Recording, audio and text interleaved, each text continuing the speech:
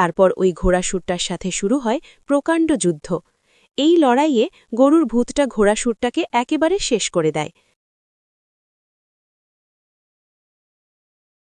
কুসুমপুর একটি ছোট্ট গ্রাম, যেখানে জীবনের প্রতিটি দিনই ছিল সংগ্রামের এক নতুন অধ্যায়।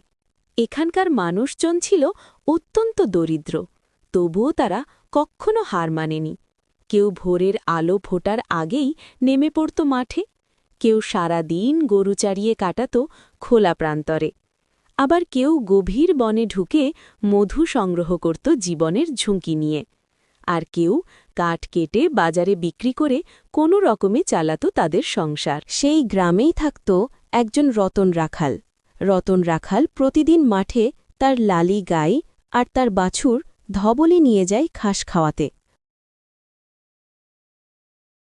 মাঠে এসে রতন দেখে এইখানে তেমন ঘাস নেই, তাই সে লালি গাই আর তার বাছুর ধবলিকে বলে, দেখেছিস লালি, এইখানে তেমন একটা আর ঘাস নেই, তোকে এবং সামনের ওই জঙ্গলে নিয়ে যাই, সেখানে প্রচুর ঘাস রয়েছে, খেয়ে শেষ করতে পারবি না। এরপর রতন তার গাইকে নিয়ে যায় ওই জঙ্গলের দিকে, যেখানে প্রচুর ঘাস রয়েছে, আর সেখানে গাইকে বেঁধে দিয়ে চলে যায় নদীতে মাছ ধরতে।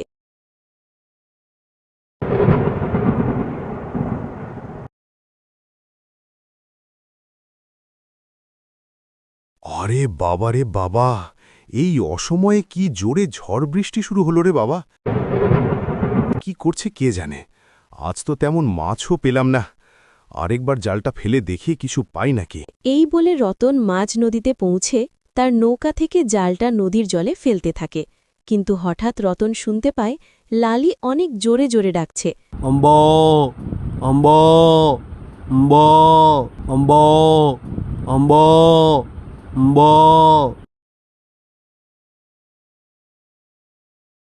তা শুনে রতন নৌকা নিয়ে পাড়ে চলে আসে আর নৌকা থেকে নেমে লালির কাছে যেতে থাকে। হঠাৎ রতন শুনতে পায় ভয়ঙ্কর ঘোড়াসুরের ডাক। এটা আবার কিসের ডাক? জঙ্গলে বাঘটাক আসলো নাকি? না, তাড়াতাড়ি পা চালিয়ে যাই। অম্ব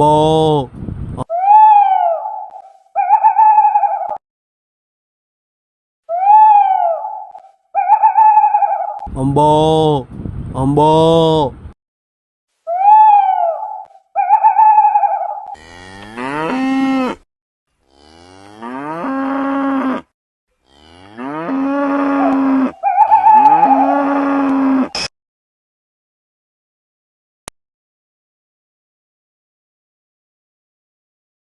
রতন যেখানে লালি আর ধবলিকে বেঁধে রেখেছিল সেখানে গিয়ে দেখে কেউ নেই, শুধু পড়ে আছে লাল রক্ত।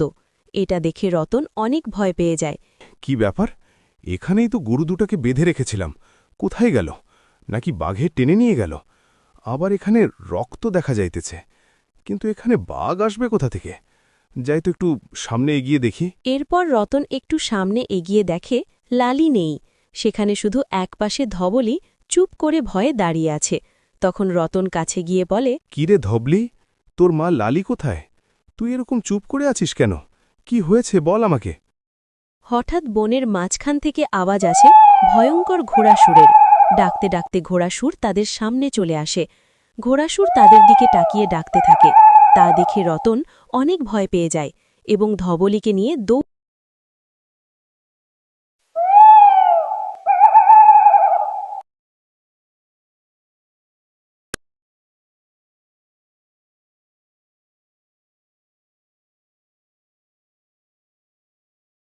পালা ধবলি, ঘোড়াসুর, ঘোড়াসুর! ধবলি, আমাদের পিছনে ঘোড়াসুর, আমার জন্য তুই থামিস না, ঘোড়াসুর! এরপর রতন কোনো রকমে দৌড়াতে দৌড়াতে গ্রামে ঢুকে তার বাড়ি পৌঁছায়। এরপর বৃষ্টিও থেমে যায়। ওদিকে তখন জঙ্গলের মাটিতে যে ২-৪ ফোঁটা লালি গায়ের রক্ত ঝরে পড়েছিল, ঘোড়াসুর দাঁড়িয়ে বেশ কয়েকবার গন্ধটা ভালো করে শুকে জঙ্গলের গভীরে চলে যায়। কি গো, কি হয়েছে তোমার? অত হাঁপাচ্ছ কেন? আর লালি কোথায়? ধবলি একা যে? নিশ্চয়ই তোমাদের ওপর কোনো বিপদ হয়েছে। কি হয়েছে বলছো না কেন? বলছি, বলছি, সব বলছি তোমাকে। উপরওয়ালা আজ আমাদের খুব রক্ষা করেছেন, একটুর জন্য বেঁচে ফিরতে পেরেছি, না হলে লালির সাথে আমরাও শেষ হয়ে যেতাম। কোনো রকমে আমি আর ধবলি ওই ভয়ঙ্কর ঘোড়াসুরের হাত থেকে বেঁচে ফিরতে পেরেছি। এই যে বনবিবির কৃপা গো, হে বনবিবি, তুমি আমার স্বামীকে রক্ষা করেছ, তোমার চরণে শত কোটি প্রণাম, শত কোটি প্রণাম। চিন্তা করিস না ধবলি, তোর মা আর বেঁচে নেই, আমি আছি তো, আমি তোকে অনেক যত্ন করে তোর মার মতো বড় করে তুলব। এরপর কেটে যায় বেশ কিছুদিন, ধবলিও অনেক বড় হয়ে যায়। কদিন পরই ধবলিও বাচ্চা দেবে। তা দেখে রতন আর পার্বতী ধবলির অনেক যত্ন নেয়। ঠিক তখনই হাঁপাতে হাঁপাতে মজিদ ছুটে আসে। কি হলো রে মজিদ, তুই এরকম হাঁপাচ্ছিস কেন? জঙ্গলে বাঘটাক দেখলি নাকি?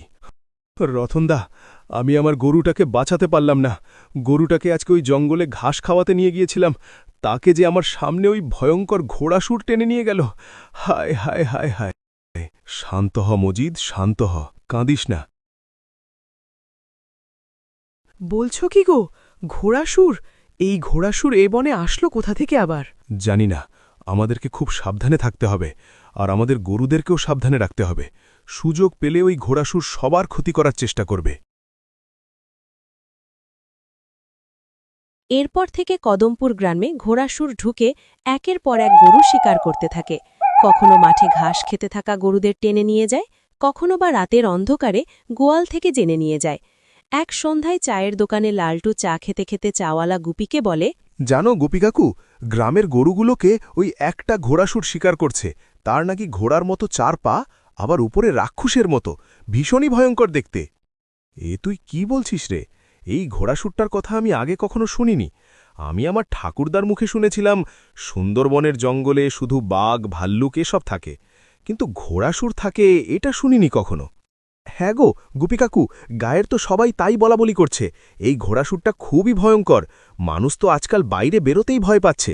জানি না আমাদের গ্রামে কি শুরু হলো। চায়ের দোকানে বসে লালটুর কথা শুনে রতন বুঝতে পারে ও আর অন্য কেউ নয়, সেদিনের ওই ঘোড়াসুরটা, যে তাকে আর ধবলিকে তাড়া করেছিল। রতন কিছু বলে না, শুধু চা খায় আর চুপচাপ কথা শুনে যায়। এরপর রতন চায়ের দাম মিটিয়ে সেখান থেকে চলে যায়। এর পরের দিন সকালে, চল ধবলি, কতদিন তুই বাড়ির বাইরে যাসনি, মাঠের ঘাস খাসনি, ঘরে উনুন জ্বালানোর কাঠও নেই। আমি জঙ্গল থেকে কাঠ কুড়াবো, আর তুই ততক্ষণ ঘুরে ঘুরে ঘাস খাবি। চল আমার সাথে। এই বলে পার্বতী তাদের ধবলি গরুকে নিয়ে জঙ্গলের দিকে যায়। তারপর ধবলিকে এক জায়গায় ঘাস খেতে দিয়ে পার্বতী জঙ্গলের একটু ভেতরে গিয়ে কাঠ কুড়োতে থাকে। ঠিক তখনই জঙ্গল থেকে ভেসে আসে ভয়ঙ্কর ঘোড়াসুরের ডাক। হাই উপরালা, এ তো ঘোড়াসুরের ডাক। মনে হচ্ছে ঘোড়াসুর একদম কাছাকাছি কোথাও আছে। এবার আমি কি করি? পার্বতী ধীরে ধীরে হাঁটতে থাকে।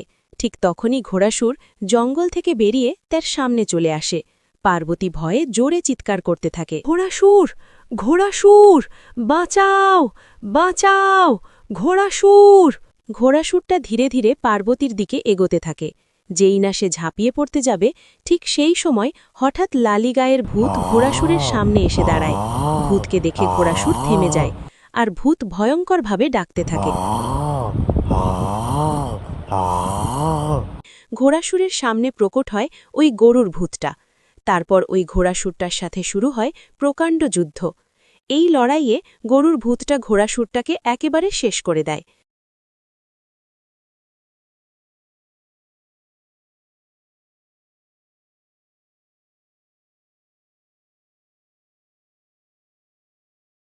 এরপর থেকে গ্রামে আর কোনো উৎপাত সৃষ্টি হয় না। সবাই সুখে শান্তিতে বসবাস করতে থাকে।